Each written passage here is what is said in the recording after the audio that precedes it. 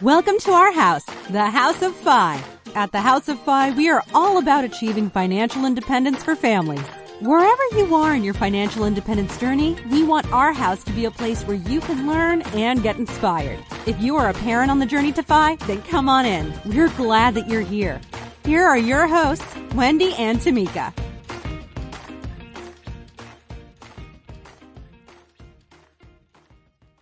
Hey guys, welcome to the show. Today we are speaking with Amy Coit. She is an author, a lawyer, and a mom of 3 financially savvy kids. Amy lives in Sydney, Australia with her husband and children. And in the corporate world, she works as a lawyer and a chartered accountant. And in her personal world, she explores her love for teaching and writing. Her passion for teaching led her to teach at the University of Sydney, and her passion for writing led her to write the book called Kids' Money Habits, Raising Financially Literate Kids One Habit at a Time. So today we're excited to get some frugal tips on living, multiple streams of income, teaching our kids about money, and the concept of finding your why when writing a book. So let's begin. Hi, Amy. Welcome to the show. Hi, Wendy. Thank you so much for having me. Oh, gosh, you are so welcome. We have been excited to talk to you, so we're glad to get you on the show. Yes, Amy, your story resonates so well with me because you're a working parent, you're focused on Fi, and then in the midst of everything that you're managing on a daily basis, you found this time to create this external product, this book, which is just awesome. And it's just so fascinating to me that you've accomplished everything that you have. So when I think about everything that you've done, my immediate question to you is, how did you learn about money? How did it all get started? I think part of growing up, like money wasn't really a thing that we shied away from talking about. So, growing up, we weren't rich, for us going to McDonald's was a treat. It's something that we almost never have. Mm-hmm. So, we weren't well off. And so, we've always been frugal as a family. So I've always been very conscious, even as a child, that I would count my pennies, so to speak. Before I spent anything, I had to make sure that I have enough, not just to spend, but also have enough to save for a rainy day. Yeah, so I think it's just growing up, I've always observed the habits of other people, just being careful with their money. So that's kind of how it was for me too. I was a very observant child. Did anyone ever sit you down and teach you anything about money? No, and I think growing up in that time, it was one of those things that you just watched, people observed, and talking about money still wasn't really a thing that people would feel very comfortable talking about. I mean, for us, it wasn't taboo in that, we never made it a secret or, a topic that is out of bounds. Mm-hmm. But it also wasn't a topic that you talked about very freely, like, hey, how was your day? Hey, how's the money going? That kind of thing. Did your parents talk to you about saving at all? Not in the intentional way that I'm talking to my kids about it now. So, there was all that subtle message about, you shouldn't be spending all your money at once. You should be saving it for the future. You should be saving it for something else that you really need next time. So it was just that general comment, but it wasn't intentional in that, you should save 70% of what you earn now. So it was a very different kind of conversation. Mm-hmm. So saying 70% as a number is a very mustachian level number. Yeah. So when did you start on the mustachian? Are you mustachian? And when did you start on that path? And then when did you introduce that to your kids? Yeah, I actually came across Mr. Money Mustache from another blog called Early Retirement Extreme. Mm-hmm. So I read Jacob's blog for a very long time, I think for a number of years before I discovered Mr. Money Mustache. So I think the concept of saving 70% was something that I think I came across from Early Retirement Extreme. And then I started implementing it myself. And then when I decided that, I'm going to get my kids on that path as well, that was probably about 3-4 years later. I then started saying to my kids, hey, instead of saving 10%, how about you up your savings to 50%? Mm-hmm. Wow. They're little kids. They don't have a lot of stuff they should be spending money on anyway. And, being little kids, because they're so young, they kind of just go with what you say, right? Because you're the parent. Right. So I just said, look, let's just up your savings to 50%. And like, sure, okay. How soon did you start, how soon did your children start getting money that you could then have a conversation with them about saving it? So my kids started getting money for chores from the time they're about 2 to 3 years old. So it's a time when their finger muscles were strong enough to peg and unpeg little clothes. Mm-hmm. So what I used to do was I used to get them to hang up, bibs and washcloths and socks and, just little pieces of clothing on the laundry line. And I would actually get them to count how many pieces of clothing they hung up from that load of laundry. And I would then give them a coin, the lowest denomination. And in Australia, the lowest coin denomination is 5 cents. Mm-hmm. So I give them 5 cents per piece of clothing that they've hung up. And then from there, I sort of said, well, this is money and money goes into your money box. So they started from a very young age as, this is what money is and this is what you get it. But in terms of teaching them, intentionally about money habits, that would have started probably from about 5 to 6 years old. But I do think that the return from my effort probably is greater from about 6 to 7 years old, but I started them when they were 5. So that was around the time when my daughter was in primary school. And in the early years of primary school, there's a trend where if it's someone's birthday, the entire class would be invited. Mm-hmm. So you'd have a year where Same here. 15 to 20 kids in the class, and then everyone has a birthday. Right. So it got to a stage where, she was invited to all the birthday parties, and then we had to buy birthday presents. And at the same time, she was, buying a lot of treats herself because she had money from, doing chores and stuff. And that's when I thought, okay, this is when we need to start getting serious about talking, how you saving for other stuff and not just spending money just because you've got money. So that was when it all really started, because I was a little bit worried about me having to buy the birthday presents for all the parties. Mm-hmm. And then she then has, disposable income to get Yes. So I've got 2 questions, because what you said made me think of 2 things. So I feel like there's 2 camps with respect to allowances for children. That there's this camp, and Dave Ramsey camp, where you don't pay your children for chores, that, chores are part of living in your household, and you don't give them money for chores, versus, helping them learn how to earn, but also how then, what do they do with that money? So that was the first thing. And then the second thing is, I have a practical question. So, you talked about, giving maybe the little ones, 5 cents here, 5 cents there, depending on how much laundry they helped with or picked up. Do you keep nickels? I mean, do you keep nickels? Do you keep dollars? Do you keep like a money bank for yourself because this has been the struggle for me, is that I'll say, okay, I'm going to give them this amount for this a chore, and then I just don't have the cash. And so then we forget, and then it goes out the window. Yeah. So the first question, paying for chores. So what I have is a system where I divide the chores up into 3 categories. There is individual chores, which is chores that they do that benefit only themselves. So things like clean up your room, make your bed, put your own dirty laundry into the washing machine. So that's what I call individual chores. That is not paid, because that is for their own benefit. And then the second category is what I call contribution chores, which are chores they do as their contribution towards the family. Mm-hmm. So, each child has a set chores where they actually do that benefits another member of the family.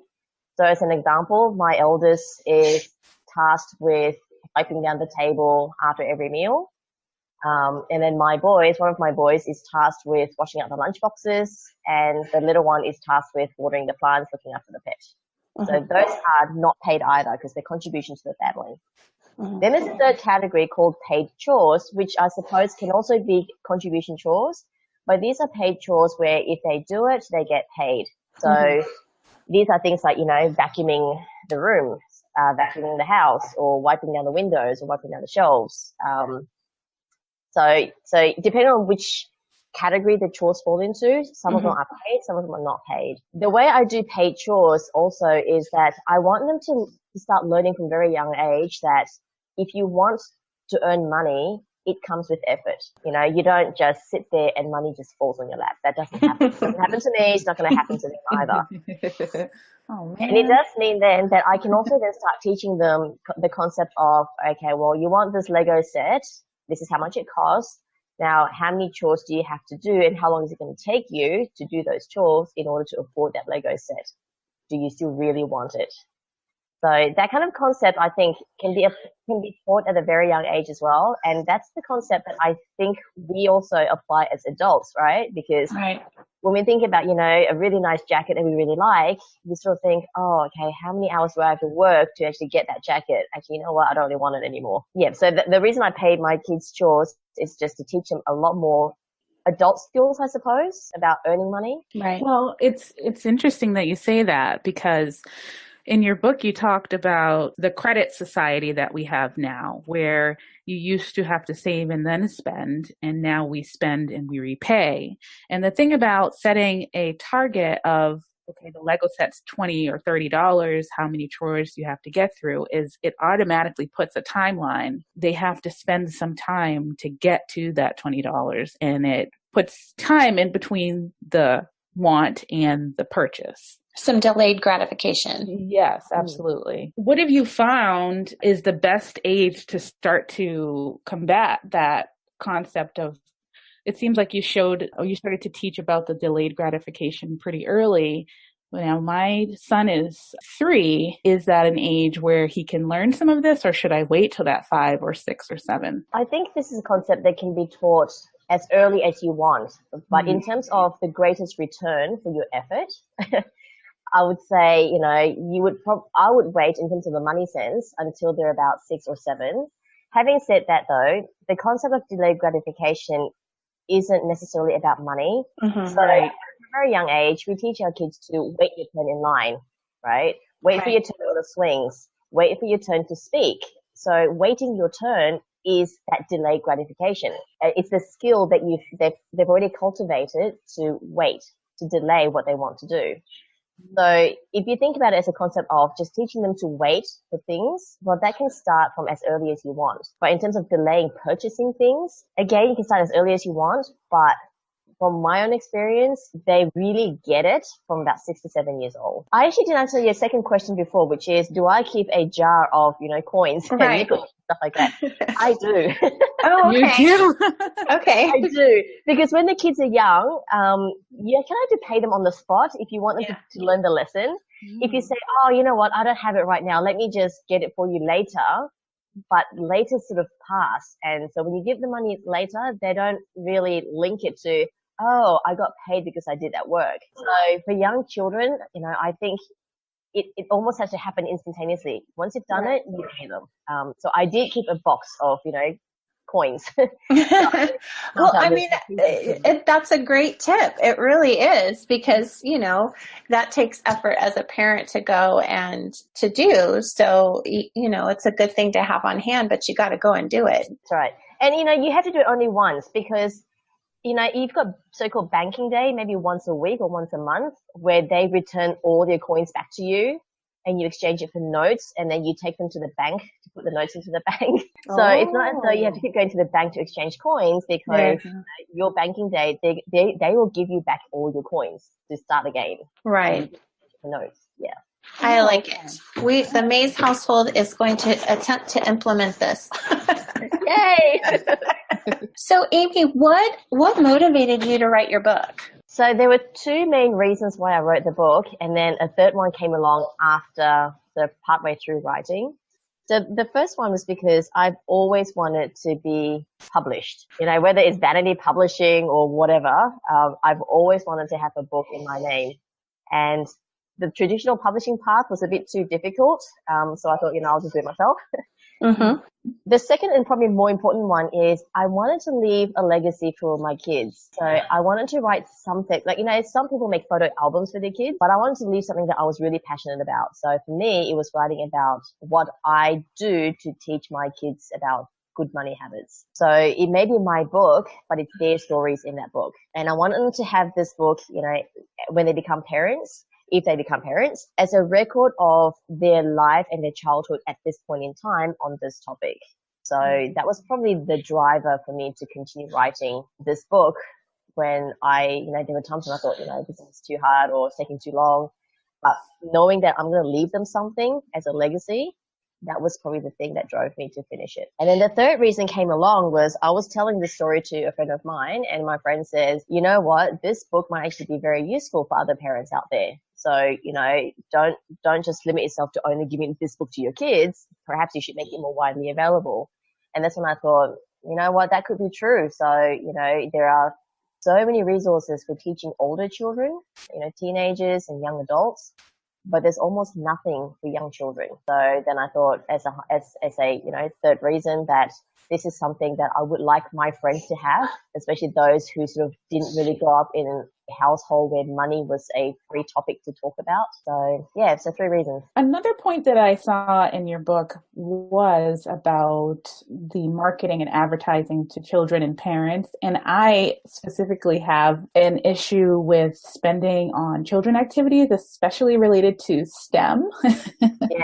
Being mustachian and also just being conscious of what we're bombarded with all of the time and what the kids are bombarded with. How do you manage, how do you keep that in check? How do you manage what you sign them up for, or how you find resources that are less expensive in Australia? Yeah. So I think as parents, we want to do what we think is best for our kids, right? And especially with STEM, because a lot of us didn't grow up in an environment where STEM was the in thing. So we actually don't know what STEM is unless you work in IT. So for many of us at this age now, we tend to want to try out everything because we think everything's good. Mm-hmm. So I was in that dilemma where, there were so many different coding programs that the kids could be exposed to. And then so I asked a friend of mine who works in IT, and I said, there's Code Camp, there's Raspberry Pi, there's Mindstorms, there's all these programs. Which one do I start my kids on? And she said, pick whichever one you think they might like, because at the end of the day,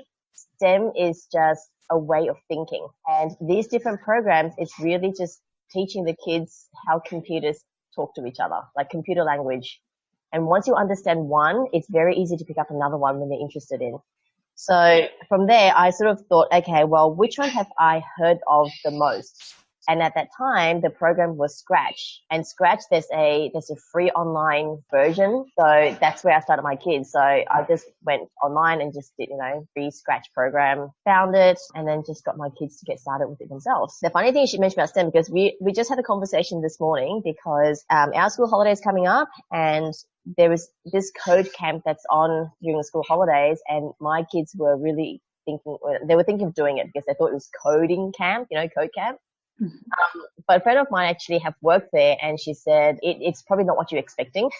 So I said to the kids, how about this? During school holidays, why don't I just put you onto a website or maybe some YouTube sites that talk about Python and coding. And there's a site called PyStorm, which is Raspberry Pi and Mindstorm combined. And I said, I'll set you up and I'll monitor you and I'll sit beside you on the computer, but how about you try and navigate it and then work out what you really want to do? Because, if I try and introduce them to new topics, they might not like it or it might be too advanced for them. Whereas if they go and surf it and they find it themselves, then they might have an interest in it and I might then look further into it. So what I said to them is, according to my friends, there are lots of resources online where if the kids are smart enough to pick up, say, Python, they will pick it up online. They will learn themselves. But if they're not smart enough to pick it up on their own, then they probably need to wait a little bit longer before they're mature enough to understand computer coding in that sense. Yeah, so that's what I'm planning to do. So instead of sending to code camp during the school holidays, what I might do is find some free online resources, get them started.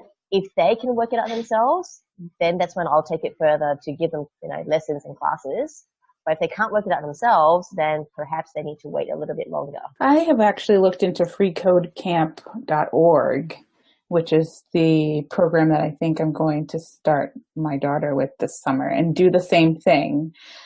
Pick an hour where we both sit down and we do it side by side, because I looked into these camps and they're $3,000 for 2 weeks. One thing that was interesting was one year I offered to be, before some other things came up, to be the nurse for the camp. And if I had been the nurse for the camp, the kids could go for free, but it's very expensive. And I find that, it's so tempting, like you said, to get them involved in the sports or the piano and the violin and everything. And some of those things do hold some weight and importance. For instance, the piano is very important for me personally, for my kids to play. But the other things sneak up on you. There's a lot of advertising and you don't want to be left behind. But are they really going to be left behind? That's the real question. Exactly. Right. It's a really tricky one because, you want to expose the children to as many activities as possible so that they find out what they like.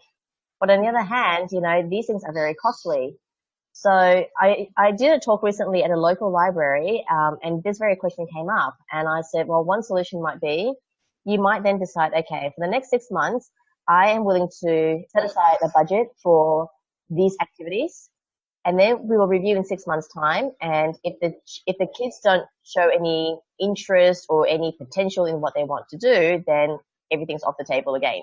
Mm-hmm. And then reintroduce new activities. And that way they don't feel as though they have to keep doing the activity because we've paid for it. That way they also know that, okay, there's a need for trial, and if I don't like it, it's okay if I don't like it. Yeah, that way it sets an end date for them as well. What we've done, because we have so many children, if you don't know, we have 6, but 4 of them are little. And so they're all starting to get to that age where they want to do sports. And so what we've tried to do to manage that is there's churches around here and other more community-based sports programs as opposed to the more expensive ones. And we'll try those out first just to make sure they like it and they're interested. So for instance, there's a church down the street that does basketball for $65. And I mean, that's great. I mean, it's not 100, it's not 200, it's, $65, and that keeps us busy for a couple months. So we're pretty selective right now, letting them try it first. And then if they really get an interest in it, then we'll consider paying more money. And also having them try the same sport at once. Which is just makes it so much more manageable. Oh yeah. There's no way I could do Saturday and be at 4 different fields. Yeah. So Amy, you talked about the library and doing some talks there with your book. How is the scene in Australia with the FIRE movement or with frugal living? How is your book being received? It's funny because for us, I think the movement there's definitely a movement, but it's sort of like a really underground kind of thing. There's a group of us and we hang out on Facebook, and we do meet up and things, but it's not a huge thing in that it's still relatively undiscovered. It's like a secret society that we all belong to at the moment. And so I think the attendees to my workshops, none of them are aware of, the FIRE concept or the mustaching concept or FIRE or anything like that. Many of them are but it's definitely building momentum. Is Australia as consumer focused as the States? I mean, is there the issue of not saving for retirement like you should there? Because here it seems like it's just so wide scale. And I'm just curious if it's to that magnitude where you are. I'm not sure what the situation is in the US. I'm not really aware of it. But in terms of the problems with saving for retirement, that is a problem in Australia as well. But I think probably the main difference between Australia and the US at the moment anyway is that we don't buy a lot of consumable products. Because we didn't have Amazon until last year. We didn't have Amazon here at all for a very long time. Well, watch out. I know. So I think, in terms of the rate of consumption for products is probably not as rapid, but I think there is definitely that problem of not saving for the future and not saving enough for retirement. But at the moment, we do have a pretty good social security system, which, is probably going to be problematic in the future as the population ages. But yeah, so I think, it's a problem, but I don't think it's as big a problem yet as over where you guys are. Right. I just looked it up, and this is not the most credible source, but it's saying that the mean retirement savings of all working age families is 95,000, but that the mean is skewed because so many people have zero savings. Mm-hmm. And then there are those who have the super savings that pull that average up. So I think it is pretty dire here too. And this is not a problem that's going to go away anytime soon. And I think that the work that we're all trying to do and getting the word out is so much more important because there are lasting effects with these numbers. Do you have any tips for how to reach that 70% or even a 50% savings rate? Is it something that you've been doing for a long time that you just kept constant? And how do you do it with children? Yeah, so with the children, it's really easy when they're young because they don't really have a lot of stuff they should be buying with their own money anyway, right? So with the children, I've just started off as 50% for a very long time, on the basis that, 50% of, say, if they got, say, as a 7-year-old, you get $7, 50% of that is $3.50. Well, there's really not much you can buy for $3.50, but you're just 7.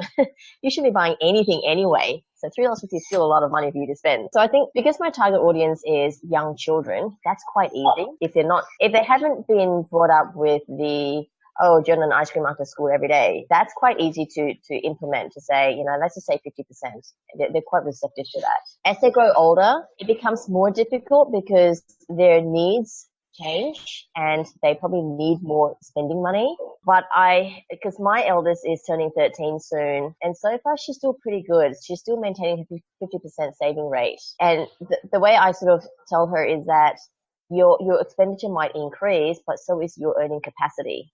Your ability to earn more by doing, babysitting or pet sitting, So if you want more money because you need to spend on, social activities, then try and earn more rather than dip into your savings. So if there's a particular thing that they're trying to save up for, I might help them along by saying, well, here are some extra chores, like, you can go wash my car, or you can, just vacuum the whole house if you want to, and this is how much it pays. Or I might come up with more suggestions for them to actually go out and earn more money to save up for whatever it is that they're saving up for, whether it's a phone or whatever.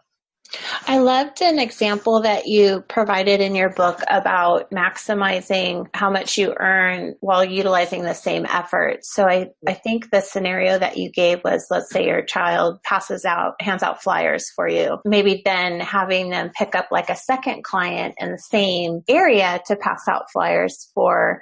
So they were earning maybe double the money, but for almost the same effort, which I thought was such a great example, because we don't always think about things that way. But it's not just a good life lesson about effort and rewards, but it's also, I think, a great entrepreneurship type lesson, which is really great to teach kids too. So a practical example, so my kids were selling lemonade at the playground over the summer, after school. So they started off selling lemonades, and that worked really, really well. And then I said, well, if you're going to be doing your sales anyway and approaching people, then why don't you put a snack in there as well? Mm-hmm, right?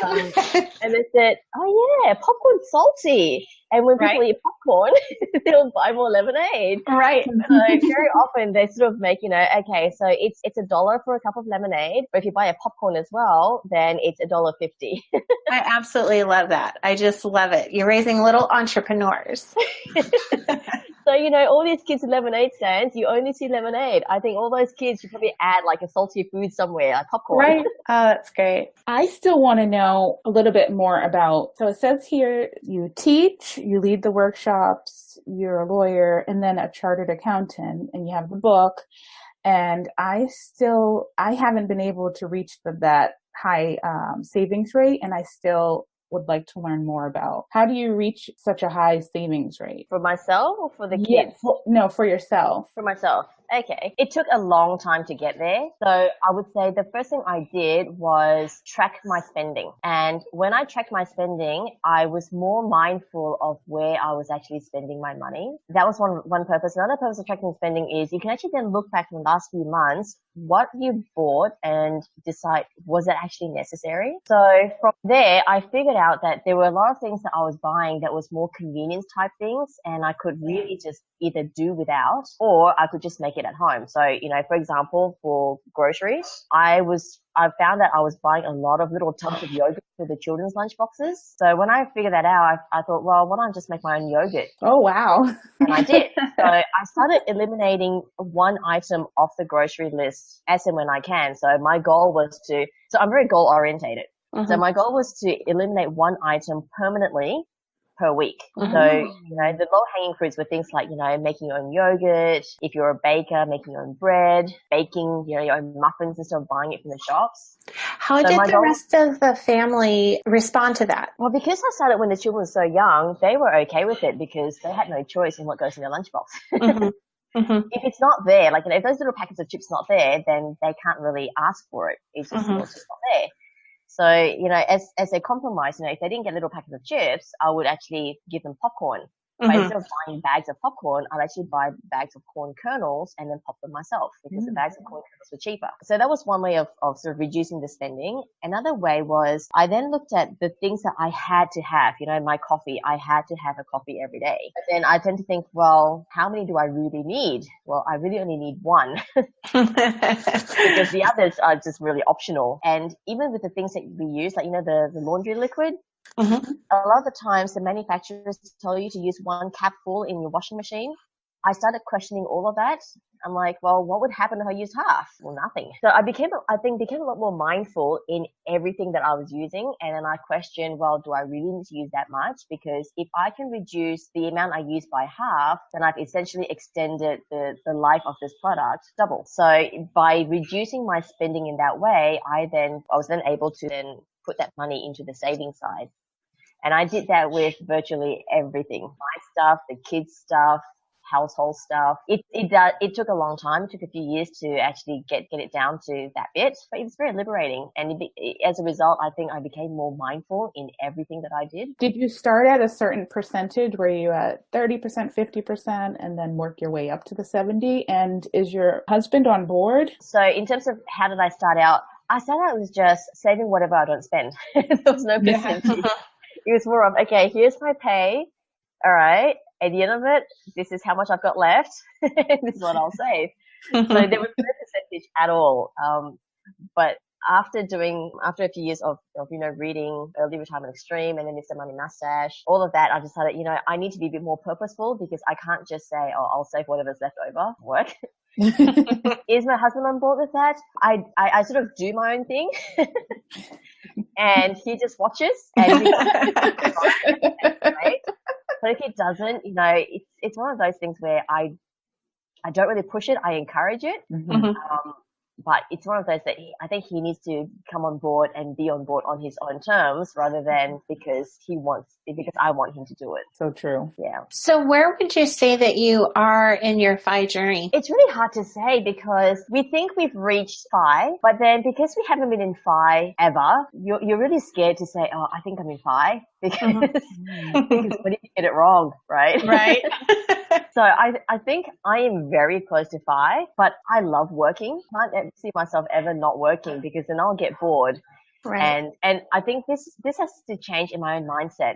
For so long, I was working just so that I can earn money to save. I think when we reach FI, that mindset has to change in that you've got to be working because of another purpose rather than just earning the money. And that's a really difficult mindset to change because in order to reach FI, you've had to have the other mindset first for a very long time. And you can't just switch over so quickly or if ever. So what you're saying is that when you decided to pursue FI, you kind of have to get in a zone where you need the money or you're kind of on the hamster wheel, as they say, and you're using that as a tool to get there. But then once you're there, it's hard to step off of the hamster wheel and to find another motivation? In a way, yes, because if someone hasn't pursued FI for a long time and they've only just started, that's probably a mindset that can be switched on and off, quite readily. But for me, it's something I've pursued for a very, very, very long time.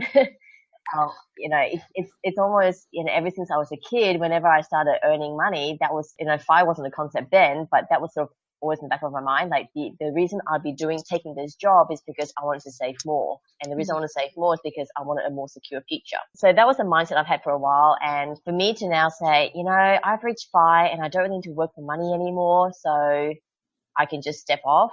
That's not an easy thing to do, because having that financial security was such an ingrained thing and such an ingrained driver for me to continue working for so long that it's just become a part of me. Not to say that, I was always working for the money and not for enjoyment, but I think it's more of when you're young and you had no money, you had to work for the money. And if you've had that mindset for a long time, it's not something that gets switched off automatically, because that was what you sort of evolved and developed as you grew. Once someone reaches FI, it almost has to be you're now working because you enjoy it, and you somehow have to let go of that money side of things, which is not easy. I don't know if I'm making much sense. Yeah, no, you're are making total sense. It's been talked about in other podcasts that I've listened to, and it's having that, not necessarily a plan, but just an idea of what is it that you're retiring to? Is it a passion project? Is it that you want to, travel, or do you want to have, you have your book and you have a blog, and is that kind of where you want to be? It's a tough one, because on the one hand, you must have another reason to pursue FI apart from just getting there, right? Pursuing your other passion. But on the other side of things, you can't just switch. Well, for me anyway, I can't just switch off the money side of things. Like, I'm like, for example, this book thing, I wrote it for very different reasons. It doesn't involve, the money side of things. But if I wasn't working and the book was all I did, yes, I wrote the book out of passion. But then if I wasn't working, I'd have to start thinking also about, so I wrote the book about the passion. What about the money side of things? Whereas at the moment, I really didn't care about money. So I think I'm still working, and do I still have to work? I'm actually not sure, because I don't know if the answer is, yes, I have to work because I haven't yet switched over the mindset, or yes, I have to work because I haven't yet reached FI. I'm actually not sure, because it's all sort of intertwined and related. Well, it will be interesting to see how that works itself out for you. It's a very strange concept, because for a very long time we've all grown up with the idea of you go to work, you work for a very, very long time, you retire, and then you go traveling on a cruise or whatever. And then you kind of just wait around for the end. But pursuing FI is sort of turning everything on its head. It's like, no, you don't work that long. You only work for a very short time. And then the rest of your life is for you to enjoy. Mm-hmm. But then we've never actually seen what enjoying the rest of your life looks like. Well, we are getting really close to the end of our time. So we have some final questions that we want to ask you to close out the show. And I'll go ahead and I'll start with the first one. What was one lesson that you learned about money or finances, good or bad, growing up, that you have carried over into your FI journey? I think everyone has a natural tendency. You either have a natural tendency to spend or a natural tendency to save. And for me, my natural tendency was to save. Still is, actually. And I think people with a natural tendency to save tends to be considered stingy, if you like, in a bad way, frugal, tight, or not generous. And I think that's probably all true, but I think we're harder on ourselves in that, because you're a natural saver. For me, I'm fine to spend on, my children, my friends, but I almost never spend on myself, because I can't justify it, because I don't need all this stuff. So I think that is something that I've learned over the years, even as a child, that I'd be happy to buy presents for other people, but I wouldn't spend on myself. And that's not necessarily a good thing. No. So, but I did know that you are into, and I forget which martial art it is, but you're into martial arts, right? That's right. Yep. But and so I'm assuming that costs money, right? Yes, it does. And that's only something I picked up as an adult 5 years ago. So that was like the justification I gave myself was it's fitness and it's social. They're both Right. good for me. So the lesson I've carried over into 5 is more of, well, as I've now recognized that I'm a natural saver, and therefore I need to actually be okay with spending money on myself. And so as I see my children now, some of them are natural savers, some of them are natural spenders. With my natural saver children, I've got to make sure that I say to them, look, it's okay to spend money on yourself, because as a natural saver, you're not going to be likely to waste it all anyway. Right. So I've carried that through to my own kids as well. I think that's a lot of moms suffer from that, having a hard time doing things for themselves and spending money on themselves. And it's so important, the self-care and doing that. So I think it's a lesson that all of us moms can do better at. The second question is, do you have any life hacks for living in a high cost of living area for other parents? I think try and make as many things as you can. So in everything, because the cost of living is so high that if you can minimize the number of consumable products that we buy, it becomes a lot more manageable. So, things like making your own food at home, making just other things as well. So as an example, costume week at my children's school, we have it every year. And with 3 kids, it can become quite costly if we start buying costumes. So costume week, for book week, we've just improvised and just made things ourselves. That helps. I would also say, if you're in a high cost living area, chances are, I think, I'm not sure about the US, but in Australia, for example, it's a very densely populated area, which means, you're living in an apartment or a really small space. If you've got a small space, try and see if there's an item that you can use for multiple use rather than one thing for each use. So for example, our electric kettle broke about 6 years ago. We never replaced it. Well, you can boil water using a saucepan anyway on the stove, which is what we used to do when we go camping. Yeah. So, just as things break down, the automatic reaction for a lot of people is just go and buy a replacement.